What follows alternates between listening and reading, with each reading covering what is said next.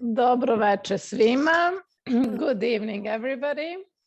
Welcome and thank you for joining us tonight as well. As we mentioned yesterday and announced earlier, we have a guest lecturer today, our dear friend from Budapest, who will do this session for us tonight. And before we start, we would just like to say that as it is in Jewish tradition to study Torah in the name of someone, we again are learning tonight in the name of all those who have been affected with the situation in Ukraine. And we hope that you will learn at least one new thing tonight. So without any further ado, I'm gonna give the floor or the screen to my dear friend Žuža, who will lead us into some interesting personalities of the Torah. Žuža, the floor is yours. Thank you very much. Dobry večer, jó estét. Thanks, Mina and Sonia, for inviting me. And it's really a quick trip, actually, if you do it online. So that's great. It's a pleasure and an honor to do this session. And I really hope that you will find some of the things new or interesting. If not, I hope that you will not be very bored. So I'm gonna share my screen, but before that, I'd like to ask you, Mina, Sonia, that if there are questions in the chat, just let me know, because I'm not going to be able to focus on that. And I want to encourage all of you that if you have any questions or comments or remarks, just put it in the chat. And I will also ask you a couple of questions, so we will be able to converse as well a little bit. But it's a very short time, so let's do this.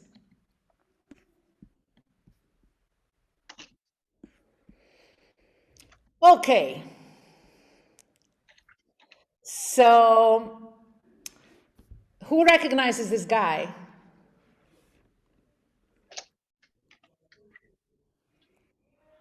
Moses? Well, it could be young Moses, but no. Joseph? Yes, exactly. How did you know that it was Joseph? Because the coat is with a different color. Exactly, very good. So Joseph was the son of Jacob. Jacob was our third forefather, like Abraham, Yitzchak, Yaakov, and Yaakov had a lot of children, but he was in love with one of his two wives, and the wife's name was Rachel, and we're going to talk about her a little bit later as well. But basically, he really felt love towards that wife, but that wife couldn't give him children for a long time. And when at last she did, Joseph became Jacob's favorite. So Joseph had a very interesting life, and we're not going to deal with that, but I just want to sum up so we know the story. Joseph has these dreams, and he's the favorite son. He gets this beautiful colored coat from his father. So apparently all his brothers start to hate him. He thinks more of himself than he is, and he has all these dreams. He thinks that he's going to be ruling over us. So at a certain point in the story, they decide to kill him. And then they change their minds and they throw him into a pit. And after a while, a group of merchants come by and they sell Joseph to the group of merchants who take Joseph to Egypt and sell him to Potiphar. Potiphar is apparently the Pharaoh's, one of Pharaoh's people, a quite wealthy person in Egypt, and he buys Joseph. Interestingly enough, Joseph very quickly becomes very successful in Potiphar's house, so much so that the Torah says about him that he left all that he had in Joseph's hands, and with him there he paid attention to nothing save the food that he ate. Okay, so he basically left all the house in the charge of Joseph and said, you do whatever, because I trust you. I don't have to care about anything because you do it so well, Joseph. So everything is in your hands. Now, Joseph was built and handsome. Why is that important here? Do we know about anybody else in the Torah or the Tanakh that the text says about him that he was handsome? Any ideas? Well, they say about Rebecca that she was beautiful. She was, yeah, Rebecca was beautiful. Very good. Who else? Anybody? I think else? also Sarah. Yeah, sorry. Sarah? I don't remember, but you may be right. I don't remember her being mentioned as beautiful. Okay, she was mentioned. Okay. What's she was mentioned that she was beautiful when Abraham had to be, and because of that, Abraham had to lie that she's his sister. Ah, you're right. That's true. Yes. So she was also good looking because the Pharaoh liked her. Anybody else? Okay, we'll come back to that. It's not really important at this point. So why is it important here, right? So the Potiphar gives everything into the hands of Joseph, and then the text says Joseph was well built and handsome. Why do you think it's important at this stage? Any ideas? Sorry. Yeah. Well, it's probably trivial, but from contemporary times, we would say that he was charismatic, so he would be fit for leader. Very interesting. Nice. So basically, you're saying that here the text says that because it means that he was charismatic and he appeared visible immediately to people because he had something around him, charisma, if you want to call it. Very nice. Any other explanation that you can think of? Maybe because he was well built and handsome, he have a problem with the wife of. Very good. Okay, so we'll come to that. Very good, exactly. But there are also other answers. The rabbis also asked this question. Sorry, why is this here? Why do we need to know that about Joseph? So there are different answers from different rabbis. So Ibn Ezra, who was a medieval Spanish Torah commentator, said, and he was a very literalist, so he liked to understand the text on the surface and the textual meaning. And Joseph was of beautiful form, like his mother. Okay, so Rachel is the other person that the Torah also says about her that she was beautiful, and we will see that later. So basically, the text says here that he was like his mother, beautiful. Now, Sforno, an Italian commentator, says the following: after Potiphar had entrusted him with all these important tasks, Joseph found time to make himself look handsome, having no longer to perform demeaning physical labor assigned to most slaves. So Sforno says, basically, because Potiphar gave everything into his hands, so now Joseph had the time to, put on makeup and to curl his hair and to actually deal with how he looked. So that's why the text says now he was handsome and well built. And the third commentary that I brought here, and Joseph was of beautiful form.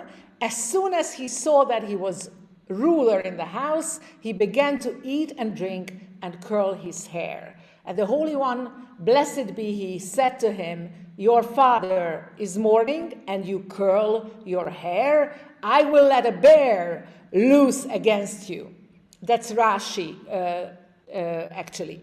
I will let a bear loose against you immediately. So it's very interesting that Sforno and Rashi are quite similar, and at the same time, it's exactly the opposite. So Sforno says now he had time, so he could, look into the mirror and do something about it. Whereas Rashi says now he was ruler of the house, so he had the time and the possibility to take care of himself, and he started to be vain. He began to eat and drink and curl his hair, and God suddenly says, what? Your father thinks that you're dead at home and you are curling your hair? I will let a bear loose against you. And who is this bear? That's your answer from before. That's Potiphar's wife. After a time, his master's wife cast her eyes upon Joseph and said, lie with me. So that's the bear, according to Rashi. So there comes this woman and wants Joseph. Any questions up until now that I need to clarify? No. Okay. So any questions that comes to your mind now if you read this? We know that he's handsome. We know that he's in Potiphar's house, and we know that after a time his master's wife cast her eyes upon Joseph and said, lie with me. Should a couple of questions comes to mind at this point?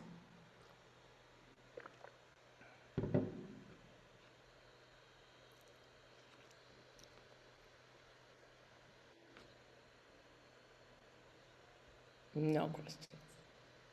Okay, then I'll ask the question. I ask actually 3 questions plus 1. Who is this woman? Okay, how is her marriage? Right? When he immediately falls upon the slave that just became the slave in the house. What is her life like? And what is an important information we don't know about her?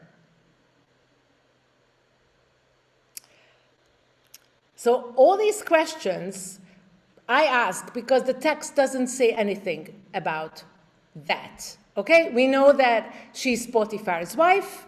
She appears in the Torah as Potiphar's wife, and we know nothing. So of course, the tradition tries to understand this woman and what's happening here. How did we get here?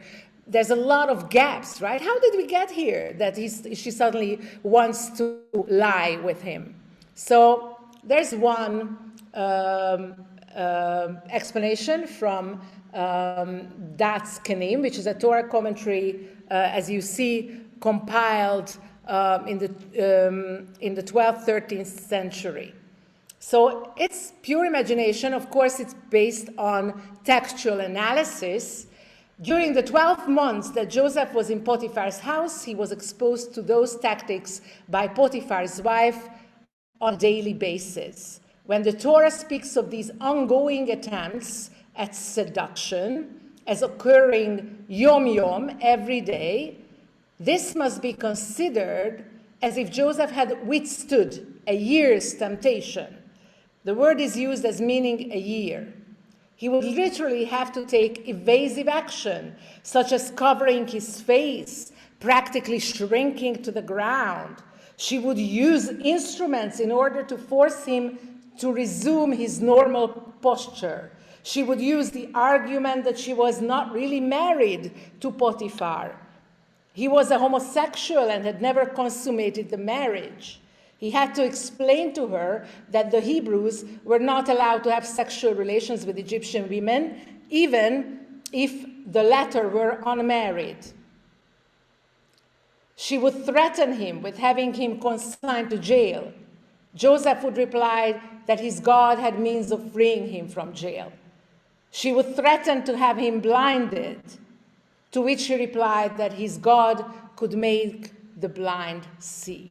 So that's how Tanhuma imagines what happened, what was happening between them, that she was trying to seduce him with all kinds of ways, all kinds of sentences. You know, I'm not really married, it was never consummated, my husband is a homosexual, and so on and so forth. And he had to find a way to go around that and to stay integral and withstand the temptation and the seduction.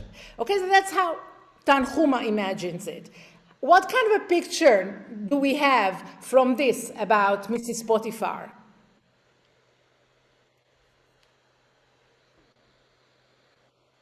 Well, I mean, I think that it doesn't really paint a pretty picture of her. It doesn't portray her as a good woman. Yeah, it's kind of a mean picture about her. So that's how they like to explain what's happening. Can you imagine another scenario? Why does she want to lie with him?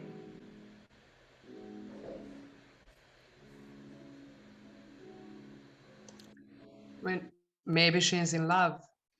Maybe she's in love, exactly. That's also a possible scenario. There comes this young man, very exotic, black hair, speaks with a dialect or an accent. Yeah, he likes him. He maybe falls in love with him. We don't know. What is missing about this woman? What is the basic information? And I asked this question before. What is the basic information we don't know about her? A very basic information. We don't know a lot of things about her, but there is one very elementary information we don't know about her. Do we know how old she was? We don't. Her name?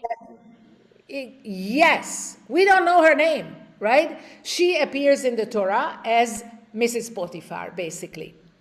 So I brought her as the Nameless because, not just because I think it's an intriguing story, but because it's a story that is told also in the Muslim tradition, but very differently. A little bit like Sonia would say this story. Because of the love, I mean. So in the Jewish story, we know it as Mr. Potiphar and his wife. Whereas in the Arabic tradition, we know her as Zuleika, and we don't know what's the name of her husband. And I want to show you this story because I think it really shows how different cultures look at the same basic biblical stories and see them differently. And of course, this is a Yusuf, Joseph is a prophet also for the Muslims. So let's see. I'm not going to read the whole thing, just the main parts, because in many parts it's the same thing. So basically, Yusuf and Zuleika, and it tells the story about love, and it tells the story how Yusuf was sold to a chief of Misr, which is Egypt, and that Zuleika grew fonder of this handsome youth every day, and she admired him, and she raised him in her eyes from a slave to a king. You can see how flowery this language is, very different from the Torah language, which is very concise and very tight. The friends and relations of Zuleika began to tell tales about her having fallen in love with Yusuf.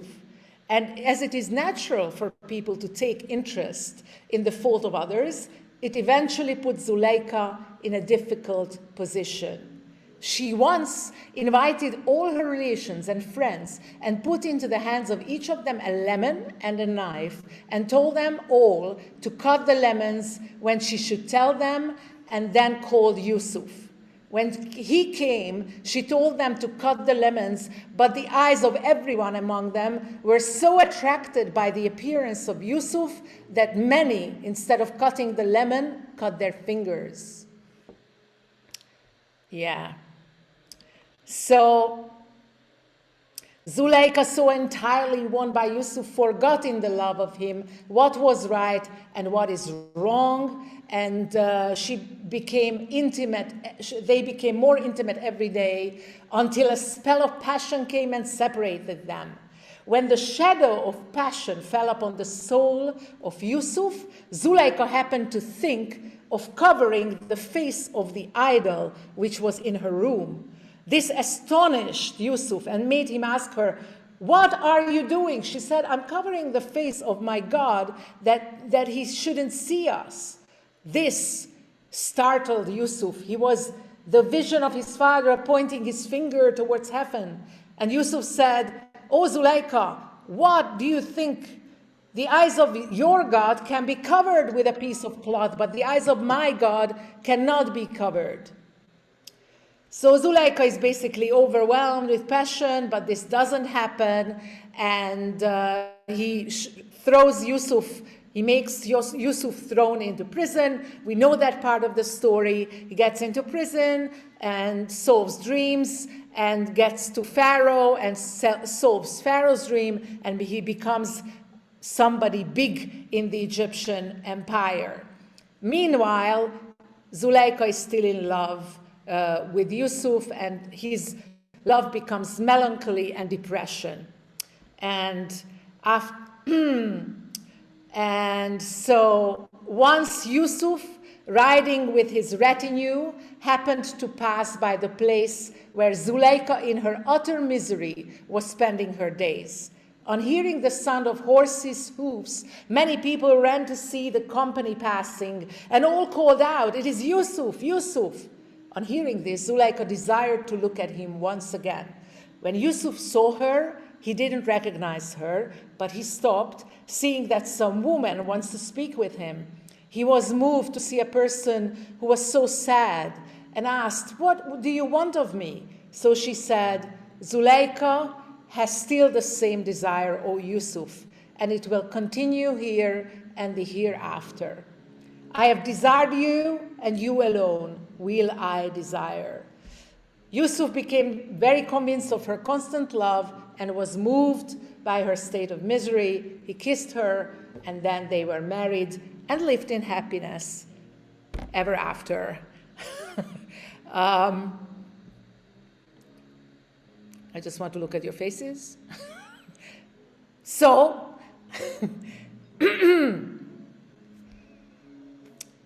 first reactions to the story. It's a very different story. It is a very different story, right? Absolutely. It's like, what?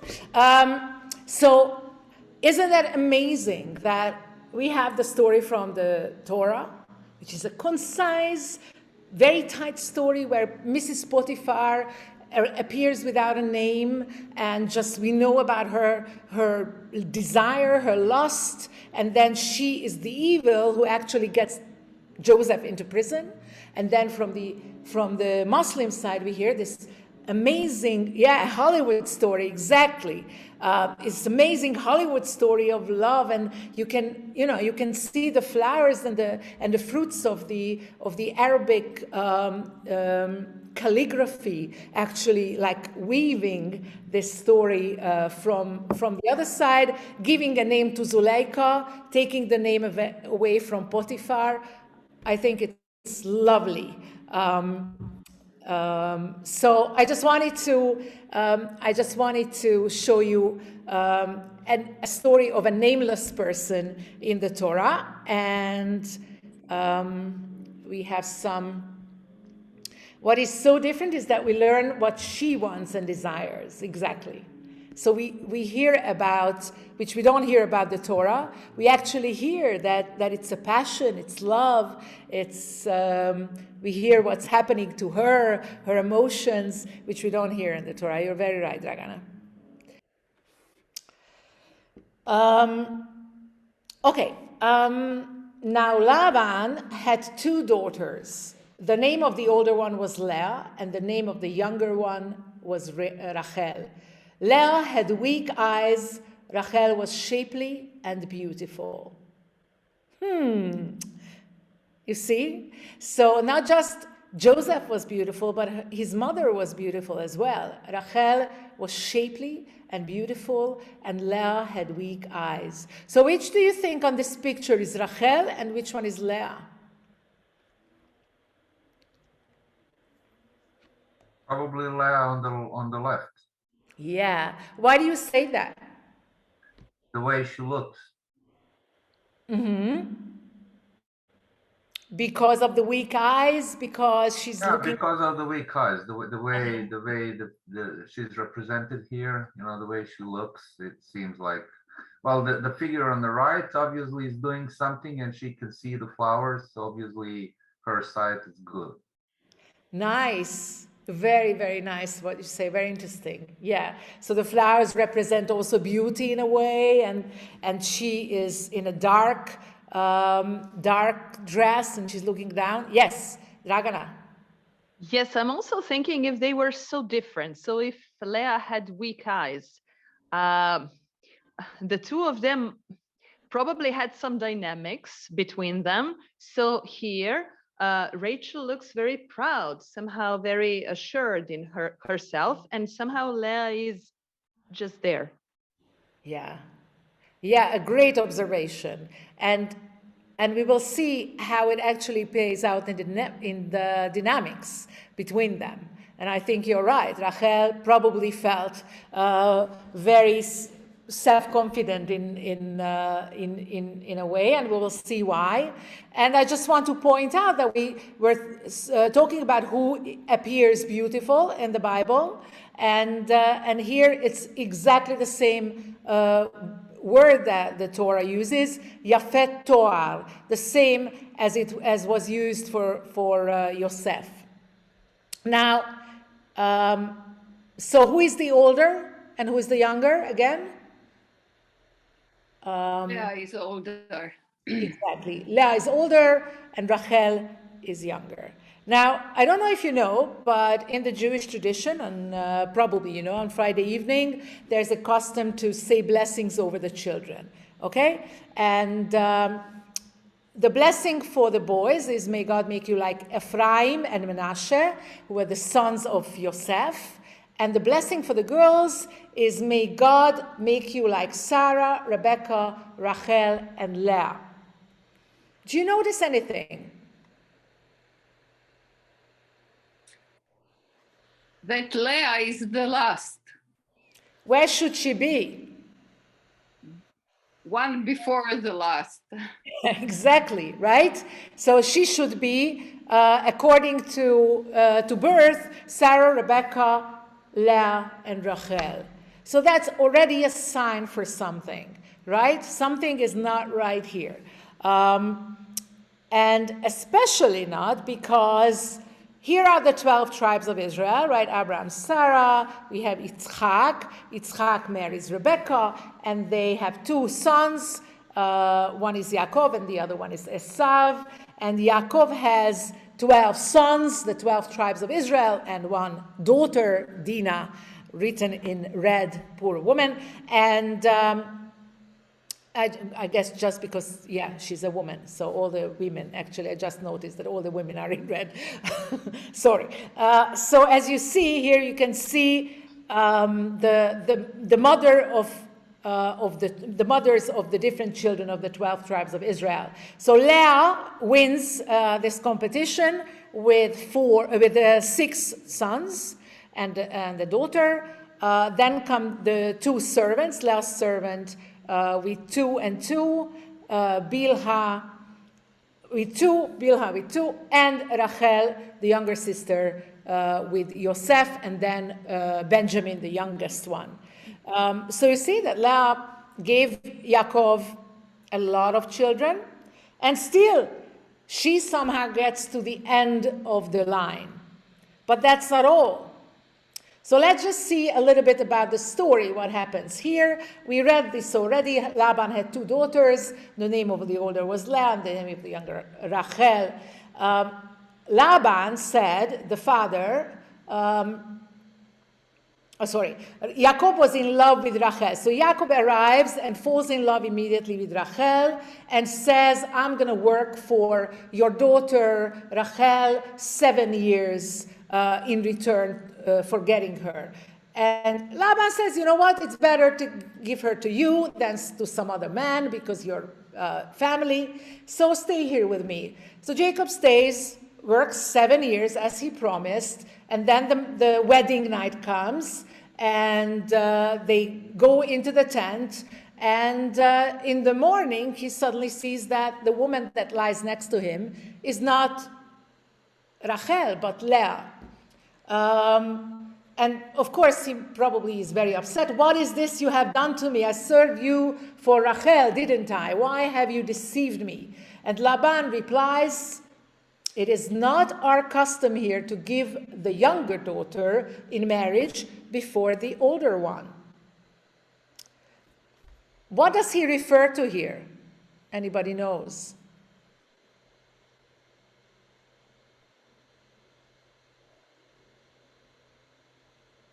He refers back to a family story not so long ago.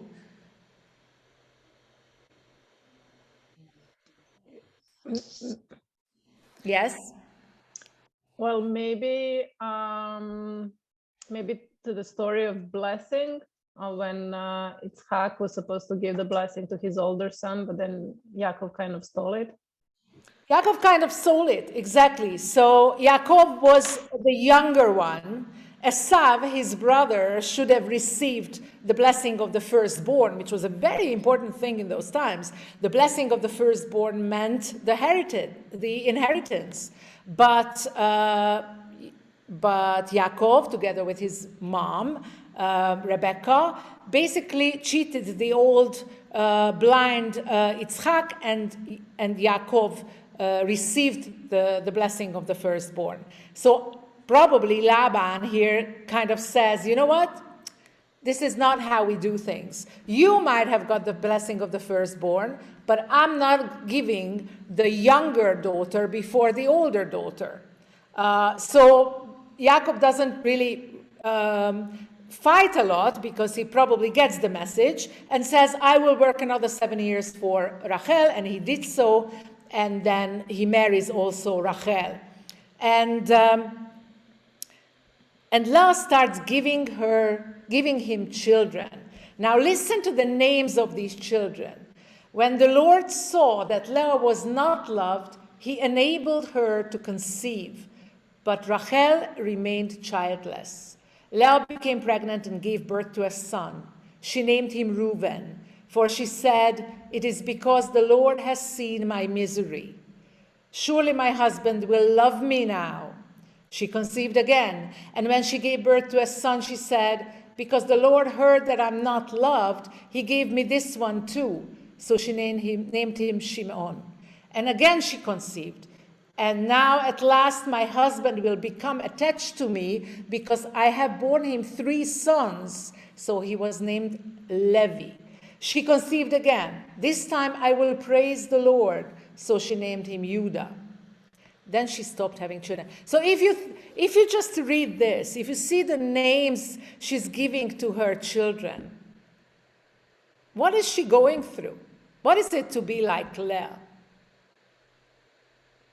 It is obviously tough, but I noticed one thing now, which is I find quite interesting. Yes. Her motives after every birth were about her misery and about her desire to be loved by the husband. But at last, I feel like she surrendered to God. And she said, this time I will praise the Lord. There is no more like, oh, this is, because my husband will love me now, or stuff like that. In the end, it's, okay, just this time I will praise the Lord. That goes with the lost child. She's giving in, you say, basically. It's like basically she's giving in. Yeah, I'm going to praise Lord. That's it. Yeah. Beautiful. Beautiful. Well, it is beautiful to be a mother. Yeah. I don't see that she only thought of her husband. Uh-huh.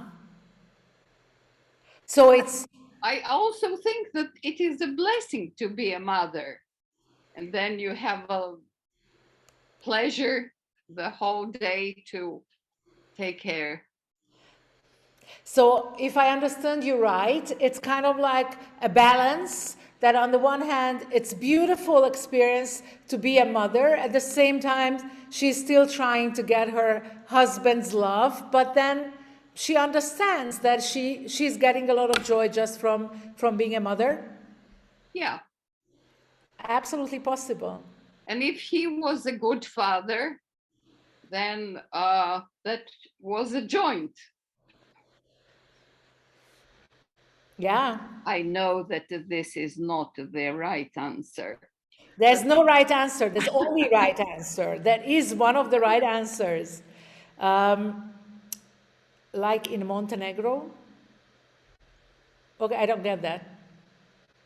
Probably it's an eternal joke, but if Nada wants to say something, more Nada, sons, yeah, more sons you born, you are more available for your husband and for your country. Interesting. Like attracting man to giving birth to. Yeah, but especially sons. boys. Yeah, Yes. sons. Yeah. So okay, so if I take that on, what you said before about him praising the Lord and kind of like coming to peace with it, maybe it's also because, okay, so 4 sons, that's already something. So I can be satisfied now, and I think that my husband also. Interesting. Okay, so yes, where were we? Then she stopped having children, well, for a while. During the wheat harvest, Reuben went out into the fields and found some mandrake plants, which he brought to his mother Leah. Now you have to understand that, I don't know if you know, but mandrake plants are supposed to be plants that help you get pregnant. So it helps with fertility. I didn't know that, by the way. So that's quite something that I learned quite recently. So Rachel says to Leah, please give me some of your son's mandrakes. But she said to her, wasn't it enough that you took away my husband? Will you take my son's mandrakes too? Very well, Rachel said, he can sleep with you tonight in return for your son's mandrakes. So when Jacob came in from the fields that evening, Leah went out to meet him. You must sleep with me, she said. I have hired you with my son's mandrakes. So he slept with her that night. God listened to Leah, and she became pregnant and bore Yaakov a 5th son. Then Leah said, God has rewarded me for giving my servant to my husband. So she named him Issachar. Leah conceived again and bore Jacob a 6th son. She named him Zvulun. And sometime later she gave birth to a daughter and named her Dinah. So, okay, first of all, how does Yaakov come down here? Like, what would you tell me about him?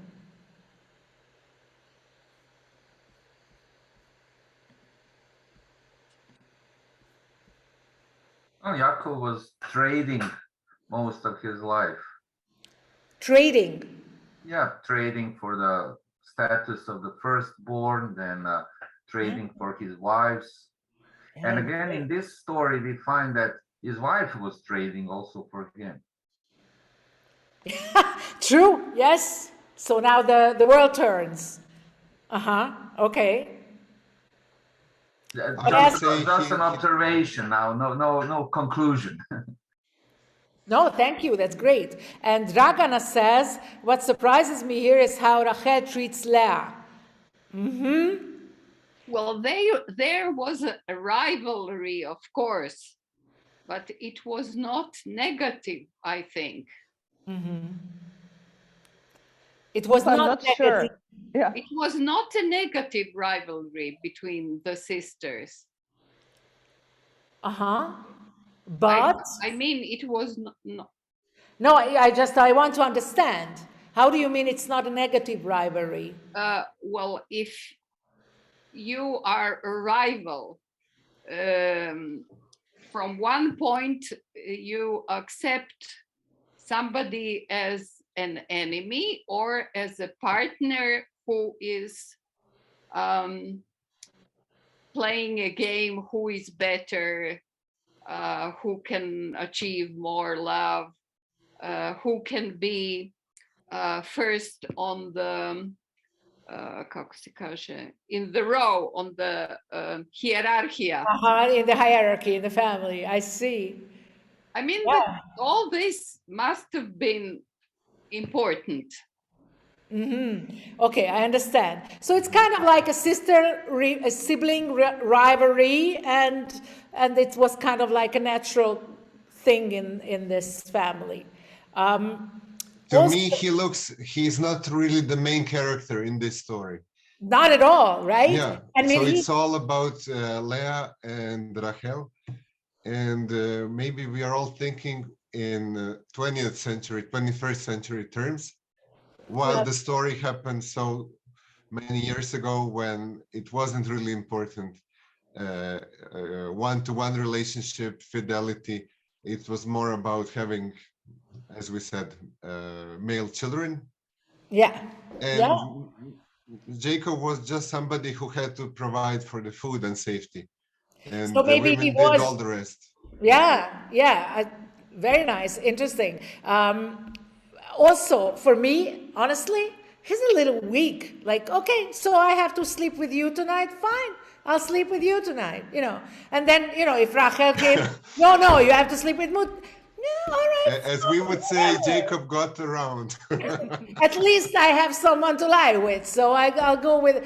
But also, if you think about his story, is also in the as in the stealing of the blessing, he was kind of like a mother's child who just did what his mother told him to do. So maybe that was his nature. Natalie says, trying everyone to make happy. Exactly. I would like to. Mina says he's pretty weak, right? And Radmila says poor Leah, and I totally sympathize with that. I think poor Leah. But I also think, can I add? Yeah. Because to be beautiful is not only physically. Watching the first photo at the well, you could see Leah. She doesn't see well, but she's relaxed. She's likable. She probably does not talk as much as I do. And being so silent, nice, cozy, relaxed can also be a very nice partner. So. Yeah. You're right. You're right, Vivian. I can agree with that. I actually brought Leah. I tell you why. I brought Leah because a few weeks ago I was doing a bibliodrama with families in the Lauder School in Budapest, and it was third graders, so like 11-year-old kids with their parents, mothers or fathers. And after that, and we did the story of Yaakov falling in love with Rachel. But of course, it's like it involved a lot of times when we were playing Leah. And so I did a circle at the end, and I asked everybody to tell me which was the role that they learned the most from. And many of the mothers actually told me, well, it was very interesting to be Leah because I see her totally differently now. I didn't see her like that before. So I thought it really interesting because we probably, roll over a little bit because this love story between Yaakov and Rachel is like so big and so shiny, and he loves him, so he's ready to work for her. He loves her, and he's ready to work for her for 7 years and another 7 years, and we may just slip over Leah and her character. And I brought you a poem that I found, I guess I really don't want to say where from, somewhere probably from Asia. Leah Remembers Stars and Mandrakes by Shang-Chi Teng. And I think it's a really, really nice poem about how she might have felt. We don't know, but this is a reading, a commentary, basically a modern commentary. So bear with me, and then we'll go on. He spends his days working in the fields, sweating in the wheat's pale gold. When I go to the well or call the children from their play, I see his back dipping and falling in a steady, unstoppable rhythm. But my eyesight is bad. Now, I don't miss what I had never wanted. When he first came, I was spinning futures from the stars and barely noticed the new kid, son of the aunt who married some foreigner. My sister is the one with time to smile at visitors. His eyes slipped over me like oil from water to settle on her face, covering flesh with gold for 7 years. But it was me they sold in those years. It was me they veiled, pushed against him, my fists clutching only darkness. His blind hands roamed my flat, silent body, happy until morning unmasked my face. His I couldn't see. The records make it clear, make it very clear. He loved Rachel more than Leah. He did his duty during the years of forever. Most nights I spent alone with the children.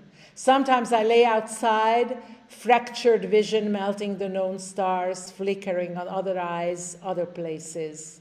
I wanted them to flare my distress signals, a silver SOS to lives beyond one line on one page. Leah's eyes were weak, but Rachel was beautiful and lovely, and traded 2 mandrakes for a night of love. On the day she pointed out their usual tree, I waited curled against the ember evening chill. He gave no greeting and no smile. Still I said, "You must come into me, for I have hired you for my son's mandrakes." The words falling from my mouth as if into oil, extinguished, ineffectual. Before he woke, I slipped beneath his arm, stumbling across a plain of stones, quartz stars dying in the sun. One more artless morning had begun.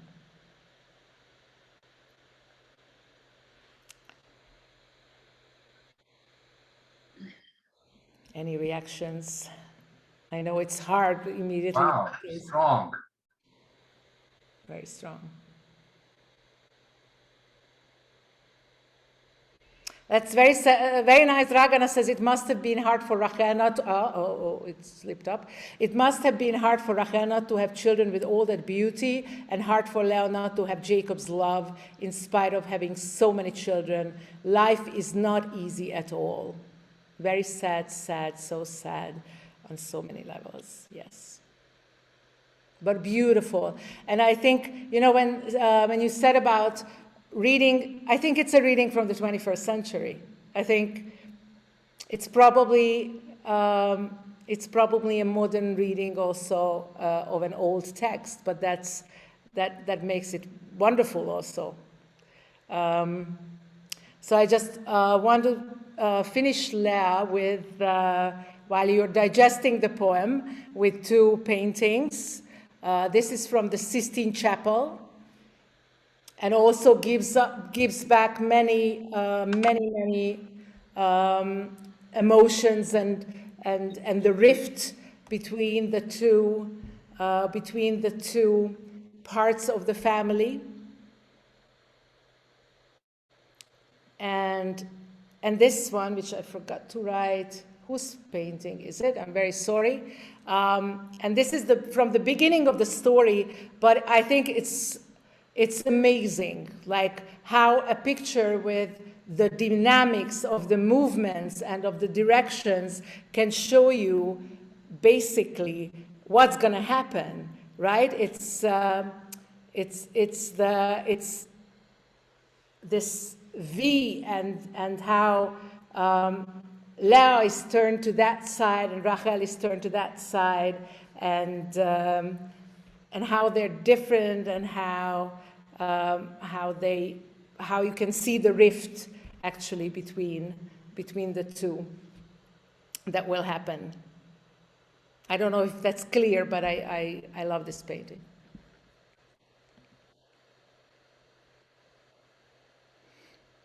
Okay, so one cannot have it all, says Natalie, true. It is as the Torah is speaking about all of us, real people, we can't have it all, and it would be heartbreaking if it weren't our fuel to continue accept living and learn from it. And we can't blame Jacob either. It's not like he wanted both of them and then neglected Leah. Yeah, so it's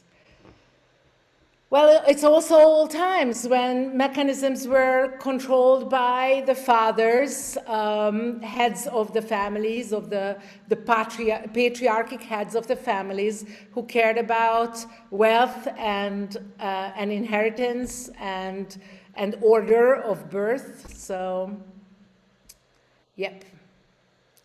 Okay, we're going to go on because time's running. So the next story that I brought. Okay, so that was loveless, if that wasn't clear. So we had now a story of a nameless woman. We had a story of kind of a loveless woman. And we come to the next one. I'm sure you will not recognize it, so I'll say the story that we're gonna see, and the woman we're going to meet is Tamar, from the story of Yuda and Tamar, and so we're gonna read the story. I'm gonna sum it up because it's very short, and interestingly, this story happens between the chapter when Joseph is sold into Egypt and between the story of Potiphar and Mrs. Potiphar. So everything is connected in many ways. And it's very interesting because the whole Joseph story is a big narrative, like, the dreams, the pit, the Potiphar, the dreams, the Pharaoh, and whatever. And in the middle of it, or not even in the middle, in the 1/3 of it somehow, intrudes a story of Yuda and Tamar.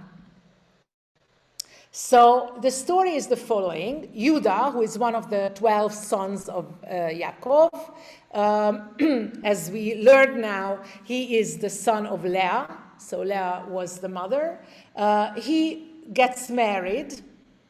He takes a wife for his firstborn, and her name is Tamar. But erring makes something bad and something displeasing to God, and God took his life.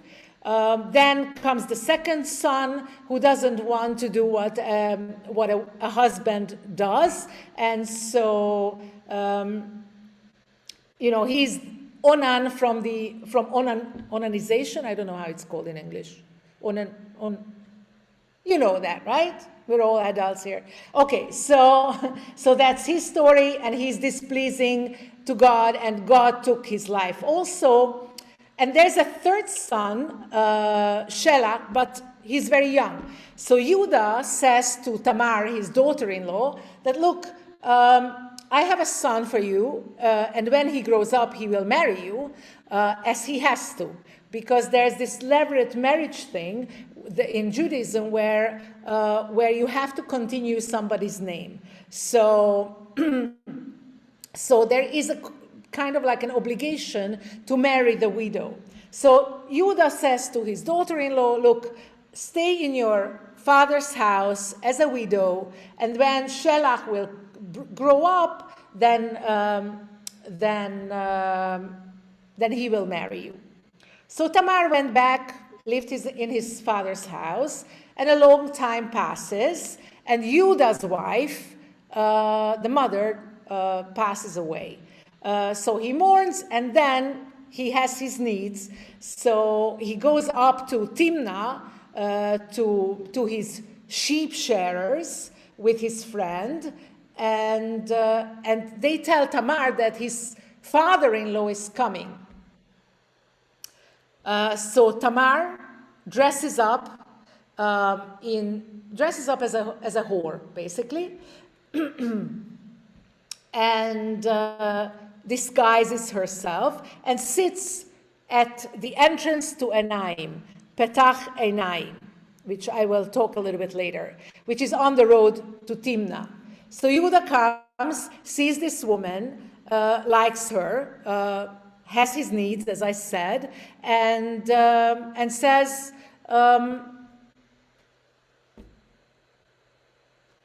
I would like to go with you and sleep with you. And she asks, what will you pay for sleeping with me?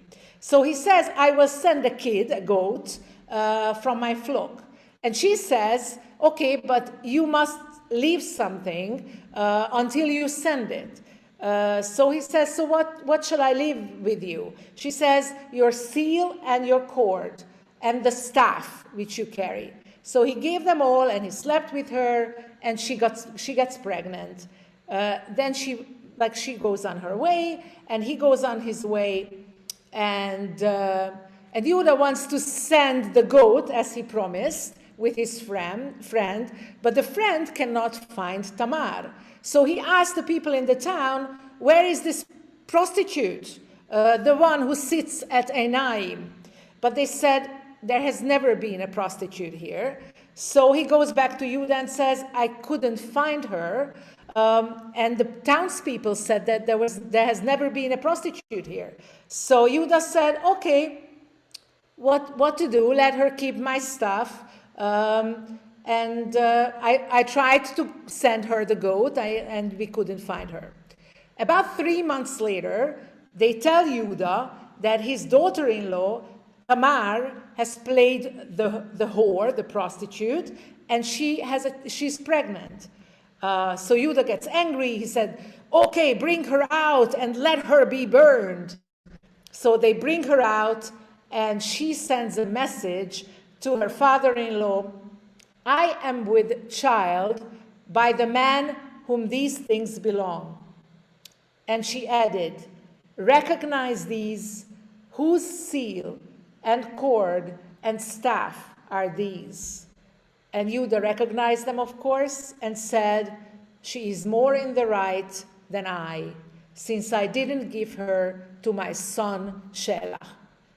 And he was not intimate with her again, and when the time came for her to give birth, there were twins in her womb. So interestingly enough, everybody understands the story? It's a little bit complicated. Any questions?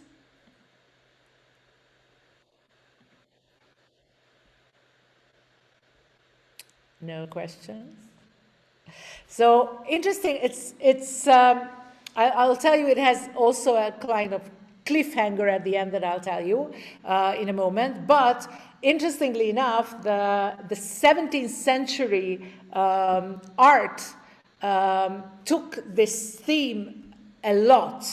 So I just brought a couple of paintings that are all talking about the school of Rembrandt, for example, Yuda and Tamar, or also another Dutch painting by Art de Gelder, also from the 17th century, about Yuda and Tamar. Somehow, these very life issues that were never parts of painting and art before, somehow in the 17th century start to become central in art. Prostitution and, like real flesh and blood human experiences. And the next painting is the scene when they bring her out and she's showing the staff and the cord and says, recognize these. And this is also that scene from the 17th century. It's an Italian painting. And I told you that I'm going to speak a little bit about the place where she sits. Anybody here speaks Hebrew? No. Yes. Okay, so do you recognize, let me go back. So here is it. Oh, no, sorry. Here. Okay. Enaim, which they say is ptach enaim. Yes, and I'm it's the eyes, and the petach is the petach is the, kako se kaže, prostor, otvor, open. Open. Very good. Exactly. So it has a speaking name, open eyes, right? And there are eyes opening in this story, right? Yuda doesn't recognize Tamar as she sits there as a harlot, and later on he has to open his eyes and understand that he made a mistake, and she makes him open his eyes. And there are a couple, of course, there are many midrashim, but I brought two midrashim, and one is from Bereshit Rabbah, and she said at Ptach Enaim. Rabbi Ami said, we have gone over all of scripture and we haven't found a place called Ptach Enaim. So what is Ptach Enaim? It means that Tamar raised her eyes to the gate where all eyes look and said, may it be your will, my God, that I not go out empty from this house. So here also he explains as raising your eyes. The other one is from the Talmud, Sota. She sent this message to her father-in-law, I am with child by the man to whom these belong.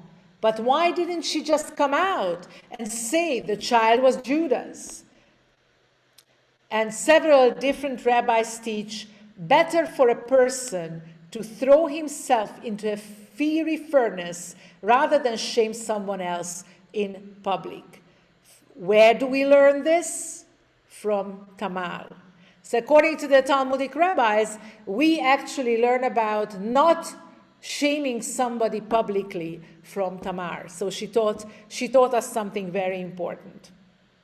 And as I said, this story teaches a lot about levirate marriage, yibum in Hebrew, which is based on the book of Dvarim, the 5th book of Moses. When brothers dwell together and one of them dies and leaves no son, the wife of the deceased shall not be married to a stranger outside the family. Her husband's brother shall unite with her. He shall take her as his wife and perform the levir's duty.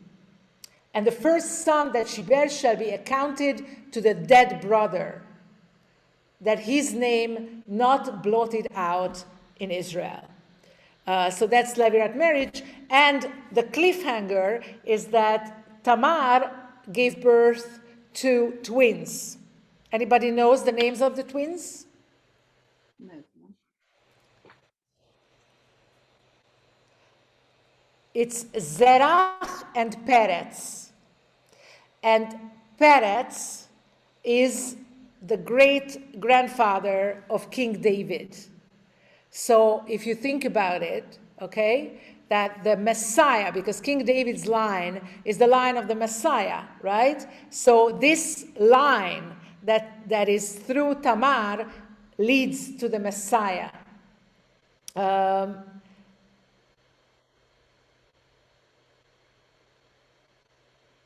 And so if it didn't happen, if Tamar wasn't very active in trying to make Yuda understand that he has an obligation, that this line would have been broken.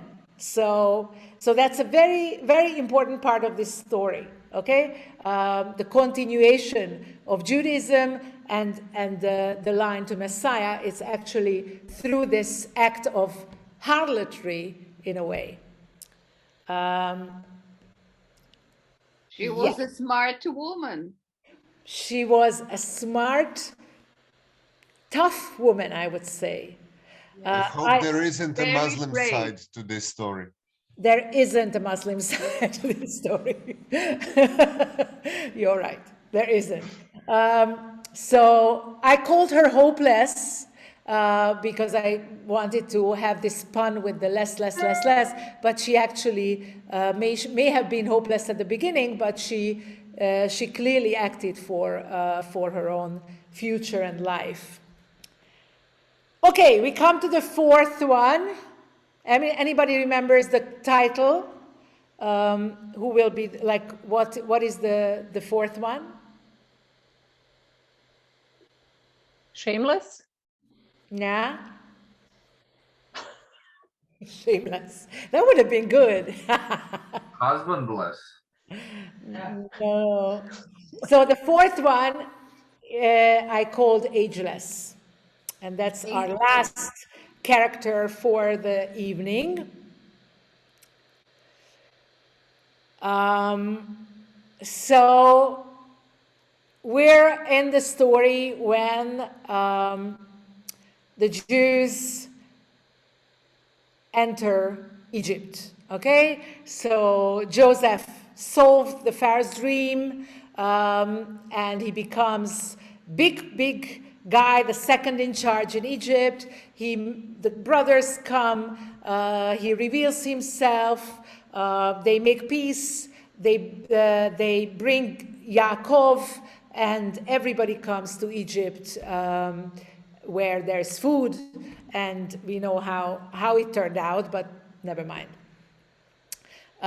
So when Bereshit writes genealogy, it's very, very boring, right? These are the names of the children of Israel who came to Egypt, Jacob and his descendants, and he lists and lists and lists. But we will now read one of the descendants because it's important for us, and I bolded it and underlined it so you don't have to read all the names. Asher's sons. So these are the people. These are the names of these are the names of children of Israel who came to Egypt. Among them, Asher's sons. Asher is one of Jacob's 12 sons, of course, and his sons Imnah, Ishva, Ishvi, Beriah, and their sister Sarah. Okay, so Sarah comes to Egypt with her brothers, with her father, and with everybody else. And then, in the fourth book of Moses, we read, the children of Israel who came out of the land of Egypt were, there's a long list of names, the name of Asher's daughter was Sarah. So what is strange here?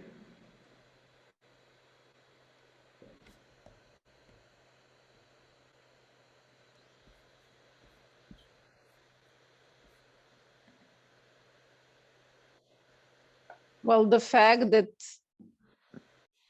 I don't know, is there actually the list of all the male names? Yeah, there's a long list of names, yes, but... So then there is, the strange thing is that the daughter was named again, I would say. Especially if we go back to Potiphar's wife, who was never named, and then here she's named more than once. So it's, yeah, so we have, the daughter is named, and?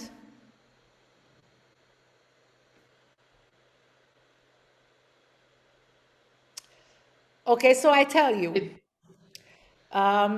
So in case you are wondering how many years passed between the time when Sarah went down to Egypt and the time when she left, well, there are multiple traditions within Judaism about how long the Israelites were in Egypt.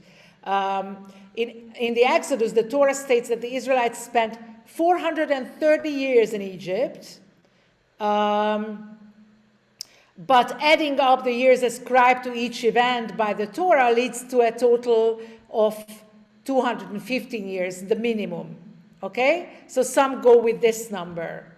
The classical rabbinic interpretation considers the Egyptian exile to have lasted 400 years. It's in accordance with the prophecy in Genesis. So no matter how you look at it, That woman lived a long life, right? That's a long life. So Serach, of course, becomes the center of a lot of different traditions. And I just want to mention a couple because I think it's really nice that actually the rabbinic tradition takes this woman, and because of this controversy of her coming down to Egypt and going out of Egypt and living a long life, they create different stories about it. So one of the, okay, that I missed. So one of the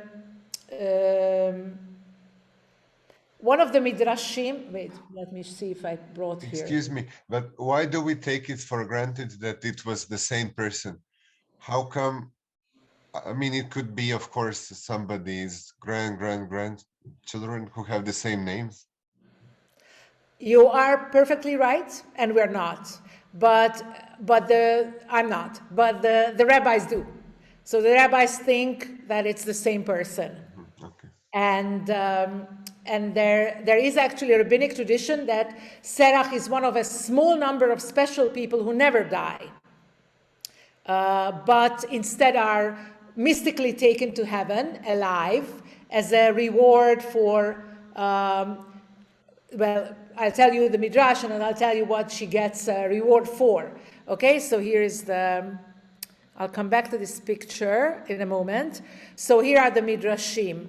The first midrash that I didn't bring here is that when Joseph forgives his brothers and invite them to bring the extended family to Egypt, it raises a problem. How will they tell their elderly father, Jacob, that his favorite son is actually alive without giving him a heart attack? So enter Serach, Jacob's granddaughter, of course, who is a skilled harpist and singer, and Serach sings a song to Jacob, which conveys the information gently enough that he can safely hear it. In return, Jacob blesses her with eternal life.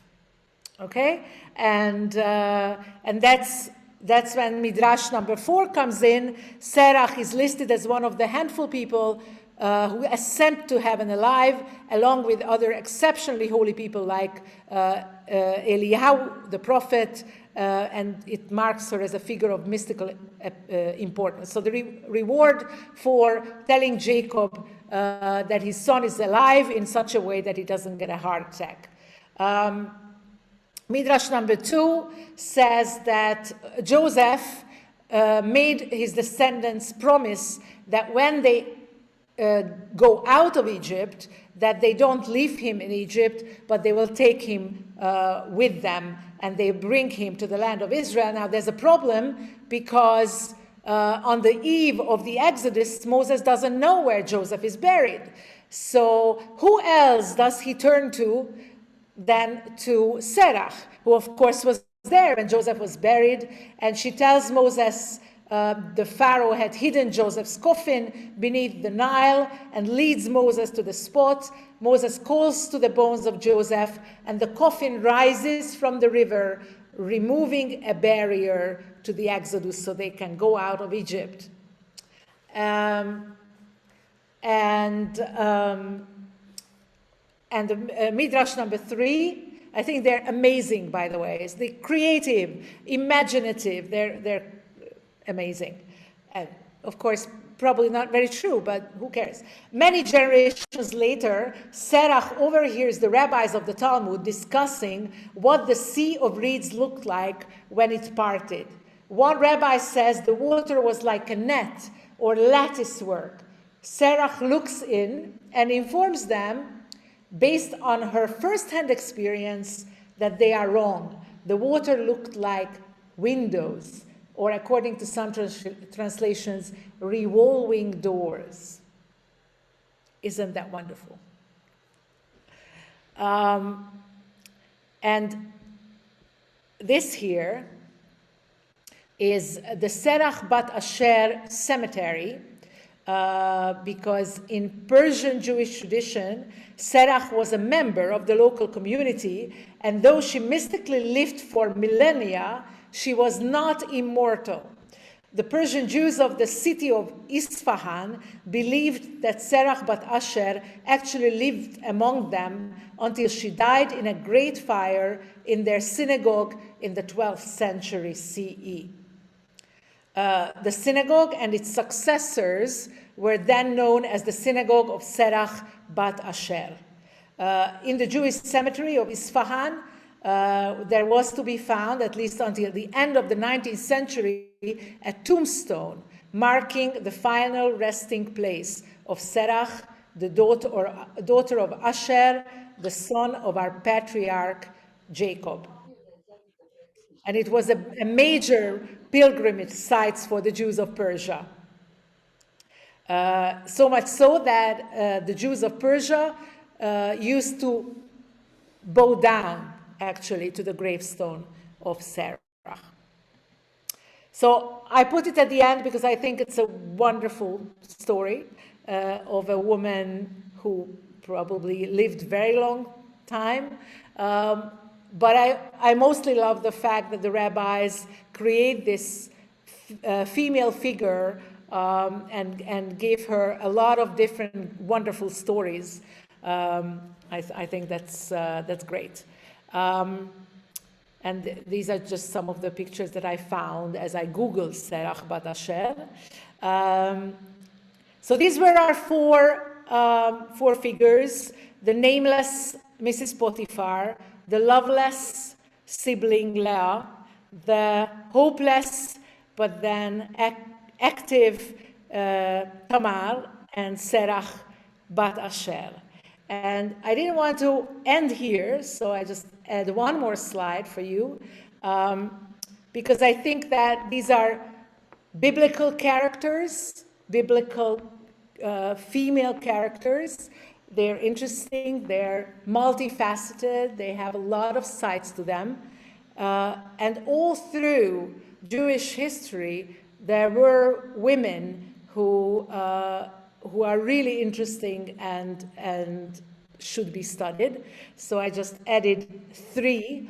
The first one is Hungarian, Zsuzsa Fritz, who was a journalist, a feminist, a pacifist, and she got the Nobel Peace Prize. She was born in 1877, and she was the mother of modern feminism and women's movement in Budapest.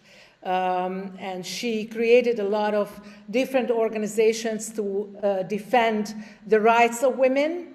And she was actually fighting, that's why I brought her, she was actually fighting for prostitution and for the selling of girls. So that's Zsuzsa Fritz.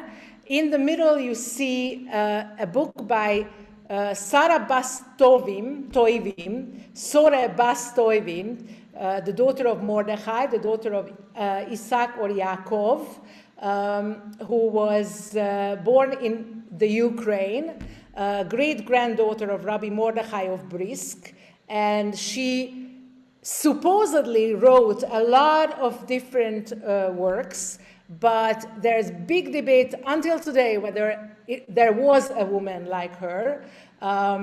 She took on legendary proportions. Some say she never really existed,